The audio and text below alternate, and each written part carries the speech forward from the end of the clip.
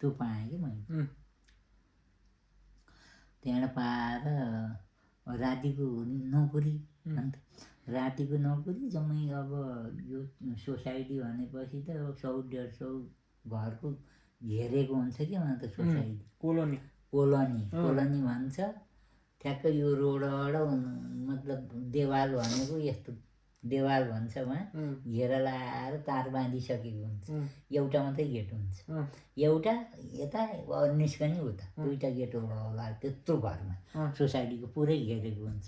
त्यो सोसाइटी पुरै हेर्नलाई एउटा दुईवटा चौकीदार राखेको हुन्छ, एउटैले पनि घाम्छ न त दुईवटा त्यस्तो राखेको हुन्छ। रातिको नोकरी 10 बजेदेखि बिहान 5 बजेसम्म। न त अहिपछि दिनमा त सायद त्यस्तो हुन्न मुन्छन्। रातिको 10 बजेदेखि नोकरी थियो। त्यहाँबाट 10 बजे उठेर यसो बाहिर निस्केको, गेटतिर निस्केको 3-4 जना त्यस्तै दादागिरी गर्ने क्या हो त हो त्यो नजिकैको रहेछ। त्यहाँ अलिकति पछि थाहा भयो। त्यहाँ जबरजस्ती गएर त भित्र आएर त्यहाँ बवाल गर्न लाग्यो राति।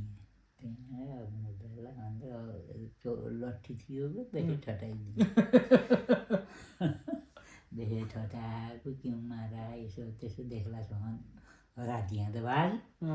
भोलिपल्ट उजेल भएपछि त उजेल बिहानै त आएन। बेलुका घाम अस्ताउने बेला त 8-10 जना लिएर आएको ठटामचेललाई माल पिट्न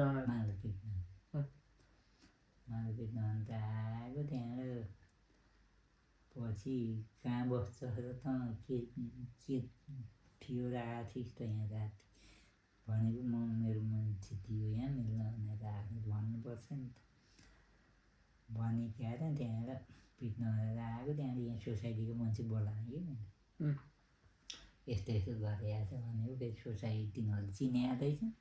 त्यसको नाम पनि अहिले सम्झेँ, रमेश रहेछ। त्यहाँ मान्छे दादागिरी बेसी रहेछ। मुर्दाले पिट्न त मलाई पाएन।